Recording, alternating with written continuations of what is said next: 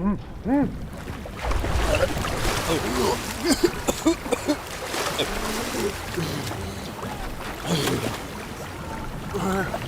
is it? Is anyone out there? Over here!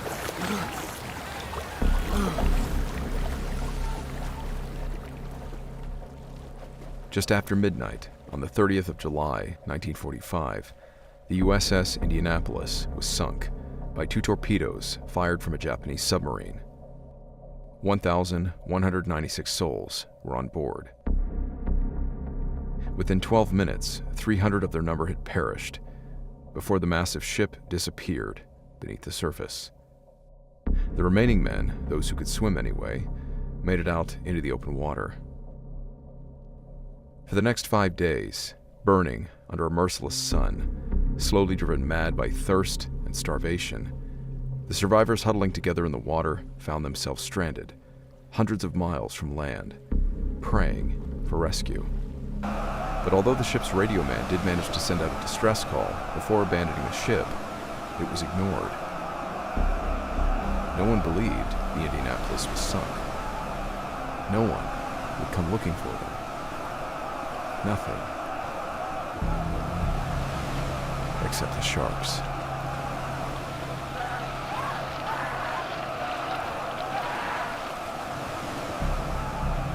This is the story of the USS Indianapolis. Blood in the water. The story of the USS Indianapolis and its crew members goes well beyond the suffering of the men who were set against the odds of nature when their ship was lost at sea. Indeed, before its tragic sinking, this Portland-class heavy cruiser played a pivotal role in the American war effort, engaging in 10 of the bloodiest battles in the Pacific Island campaign against the Japanese. Following the attack on Pearl Harbor, she returned to the Hawaiian Islands before being assigned to serve as an escort ship for various convoys during the first half of 1942. By August, she was patrolling the freezing waters of the North Pacific near Alaska, supporting American units in the Aleutian Islands campaign, bombarding Japanese outposts, and disrupting the enemy's ocean supply routes. A year later, with Japanese forces finally withdrawing from the Aleutian Islands, the Indy was rerouted to the warmer waters of the South Pacific. Support of American island campaigns continued, with the Indianapolis providing ship-to-shore artillery bombardment to soften the enemy defenses at Tarawa and Macon, the Marshall Islands, the Palau Islands, then to Saipan. Following the invasion of Saipan in the summer of 1944, Japanese forces responded by sending a powerful fleet to attack the American ships, resulting in the Battle of the Philippine Sea. Following a decisive victory in ship-to-ship combat, the Indy then moved to Iwo Jima before returning to the Mariana Islands to engage in the Battle of Tinian Island, then to Guam, and then to the invasion of Peleliu in the Palau Islands. Following repairs, she was sent offshore of mainland Japan, conducting a carrier attack on Tokyo, before rerouting back to Iwo Jima, where she acted as a shore bombardment ship for much of the battle. During this fight to take Iwo Jima, as the command vessel, the Indianapolis remained closest to the island. Sailors on board watched the battle from a distance, some later stating they did not begrudge their enlistment in the Marines being denied, as they now watched the seawater turning red from the blood of the Marines landing on the shoreline. Some sailors even watched through their binoculars the raising of the flag on Mount Suribachi, understandably unaware of its significance at that time. Following Iwo Jima, the ship then moved on to Okinawa. As the ship bombarded the island, sailors reported facing death by more than 100 enemy kamikaze planes each day of the battle, many being shot down, only just missing the ship. On March 31st, with less than 25 seconds to react, the ship's gunner saw a kamikaze plane dropping down out of the sun, barely managing to hit it before the plane struck a glancing blow to the rear left section of the ship. Its pilot, however, managed to release a bomb, which penetrated cleanly all 5 levels of the ship into the water below before detonating. 30 were wounded, 9 men were killed, some drowning in fuel oil from a ruptured tank on the lower deck, others possibly unable to escape above the rising water before the hatches were sealed. The ship was saved by the fast actions of its crew, but this attack would begin a chain of events that would ultimately change the ship's destiny. Had it not been for the severe damage, the now crippled ship would not have needed to return to the Mare Island shipyard in California for repairs, and would thus not have been selected for her next top-secret mission, delivering the essential components of an atomic bomb to Tinian Island. Upon arriving in San Francisco, California, the Marines and sailors aboard the USS Indianapolis were granted 30 days of shore leave, many traveling back across the country to visit their families. Some would later state that as they enjoyed their leave in the company of their family, they felt an inexplicable sense of foreboding. Indeed, when many of these young men finally returned to Mare Island to board their repaired ship, it would be the last time their family would ever see them again.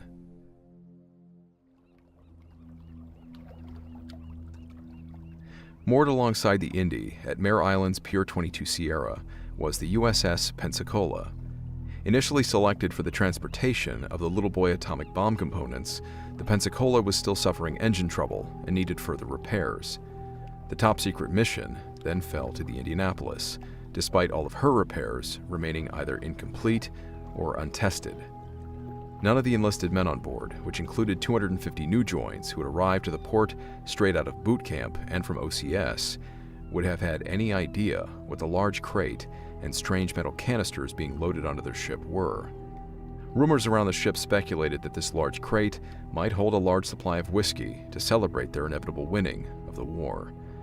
Others joked that they were probably delivering a Cadillac to one of the senior U.S. Army commanders, General Douglas MacArthur. That, or 20,000 rolls of his preferred brand of scented toilet paper. Some sailors later stated that, had anyone even told them it was an atomic bomb, they would have probably been disappointed. Their ship was already filled with bombs. Why would this one be any different? They certainly wouldn't understand why their captain was given specific orders to place that crate and those metal canisters on a lifeboat first, before any of his men, should the ship be attacked. After leaving dry dock at Hunters Point, the Indy broke surface ship speed records, reaching Pearl Harbor in only 72 hours, before then continuing on to Tinian. Having successfully delivered their mysterious cargo to the island, the ship returned briefly to Guam for a resupply, before being ordered to Leyte Gulf in the Philippines to meet the USS Idaho and begin preparations for the invasion of Japan. Now finding themselves back in enemy waters, the ship's crew thought it odd their ship was being sent alone, as the Navy manual strictly stated that a ship that size required a destroyer escort in enemy waters. The captain's multiple requests for an escort were denied, however. They were assured there would be no enemy subs where they were going. A tragic miscalculation.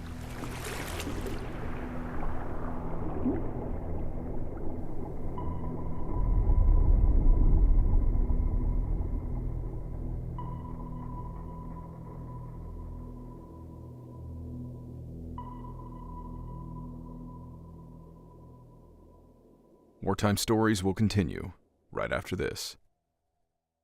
And now, back to the story.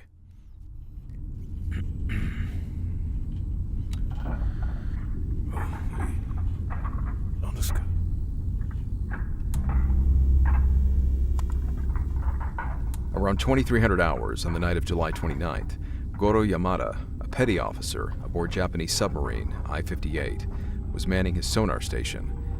He identified a strange sound emanating from something at least 20 kilometers away from their position. With a sudden realization, he knew what that sound was: the rattling and clinking of plates and dishes.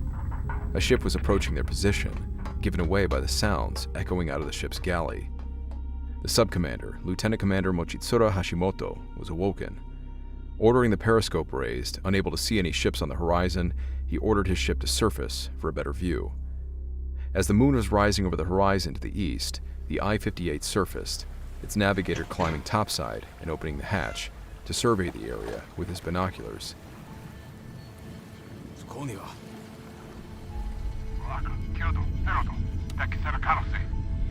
Even at a remarkable distance of an estimated 16.5 kilometers, over 10 miles, with the moon at its low angle, the Indianapolis was clearly silhouetted against the night sky, almost in perfect alignment with the enemy submarine, heading towards their position. Lieutenant Commander Hashimoto ordered the sub to dive, calculating the direction of the enemy ship and moving to intercept its course. There, they waited, the Japanese crew remaining silent in anticipation of their commander's next order.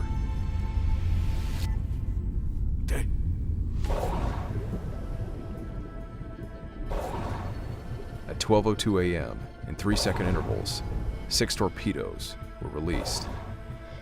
Again, the crew of the I-58 waited in silence.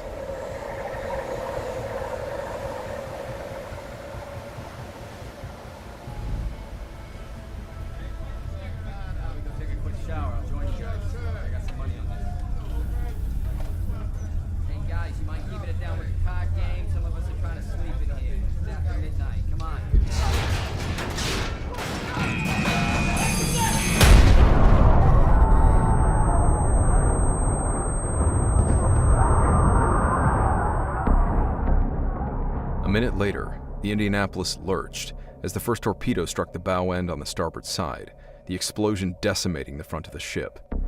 Moments later, a second torpedo struck further down amidships. The second strike hit the aviation fuel tanks on the lower decks, the resulting fire racing quickly up through the berthings above, where moments before men had been sleeping, reading, playing cards, and writing letters home. On impact, Marines and sailors were thrown from their bunks or tossed up high into the air. Survivors reported hearing terrible screams of pain from their fellow shipmates as they were burned alive. Within 30 to 60 seconds, the screams had silenced.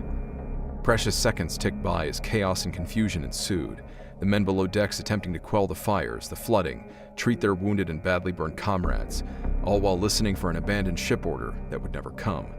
None of the enlisted or commissioned leaders wanted to tell their men to abandon ship until they received orders from the ship's commander, Captain Charles McVeigh. Unbeknownst to the men on board, the impacts had severely damaged the ship's telephone and PA systems. The captain had no way of communicating with his ship. As its bow end quickly filled with seawater, the ship slowly rolled towards its starboard side. Sounds like thunder emanating from inside the ship as equipment broke free and smashed into the bulkheads. Men began moving topside, their leaders further assuring them to remain on deck where it was safe. No longer waiting for their captain's orders, men began cutting down canvas bags of life jackets, many now leaping from the deck into the water, despite the protests of their senior officers and enlisted men. Like stepping into a swimming pool, some men merely walked off the bow end into the water as it sank, not even getting their hair wet. They then swam furiously through the 15-foot swells, trying to put distance between themselves and the ship. 8 minutes after the initial strike, realizing his ship was doomed, Charles McVeigh gave the order. Rushing to the bridge's port wing, he cupped his hands to his mouth and yelled down to the several hundred men gathered at the deck railing below. Unable to communicate by any other means, the men likewise passed the word by shouting. Those too terrified to jump were pushed and shoved off the deck. In the confusion, having not heard the order to abandon, some officers were still screaming at their men not to jump. They quickly abandoned these efforts as they were nearly crushed to death by the hundreds of men pushing their way to the edge. Climbing over the rail, they leapt into open space, their stomachs in their throats, some screaming in terror as they fell nearly 80 feet into the dark water below. As the ship continued to roll to a 90-degree position on its side, its tail end now lifting higher and higher out of the water, men leapt from the edges or slid down the port side into the rough water. Mercifully, the hull was clear of barnacles, which would have shredded their skin to pieces. Hitting the water, some men would inadvertently swallow the seawater, the surface of which was now covered by a thick layer of viscous fuel oil. The oil covered their faces as they surfaced, sticking to their skin, clogging their ears and noses, and burning their eyes. Those who swallowed it immediately began to convulse and vomit the poisonous oil back out of their stomachs. They all swam as hard as they could, some assisting the injured, attempting to clear the downward suction of the water nearest the ship. Those on the starboard side moving to avoid being crushed by the ship coming down on top of them. Those who had leapt first now turned to watch out of morbid curiosity as their massive ship's fantail lifted slowly, unbelievably, into a vertical position, explosions moving up the interior of the ship as it sank. They watched in horror as their fellow shipmates, having finally made it topside, leapt off the highest points of the ship, some striking the sides of the ship and the still spinning propellers as they fell. Unable to clear the ship's towers and structures now below them, some remained holding on to the cannon barrels or other parts of the ship, praying for dear life until they felt the water rise up beneath them and could swim away. Captain McVeigh was one of the last to leave the ship, his primary concern being to ensure the distress signal had been transmitted. With the 2 radio shacks now being flooded, he was unable to confirm this. Within 4 minutes of the order to abandon ship, only 12 minutes after the torpedoes had struck, the last of the Indianapolis disappeared below the water's surface. The remaining 300 sailors standing on the fantail simply drifted off like flies as the last of the ship went under. What followed was a horrible silence.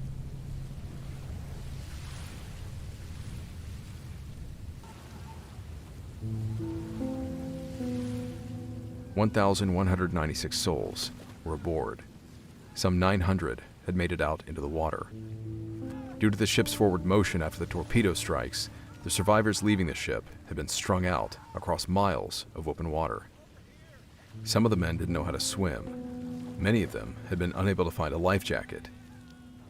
Some of them were able to improvise using their wet clothing, inflating their jackets and pant legs with air. Many had left the ship wearing barely any clothes at all. Those without life jackets otherwise may have drowned immediately, and those who were severely wounded perished within the next several hours from shock and blood loss.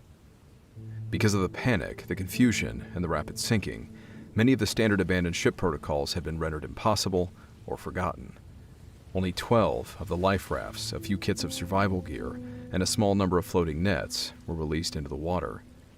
Few among the surviving men managed to find these rafts and climb inside. Many among them wondered if this wasn't a bad idea, with the thought of an attacking sub later resurfacing and killing them all with machine gun fire. And so, they waited.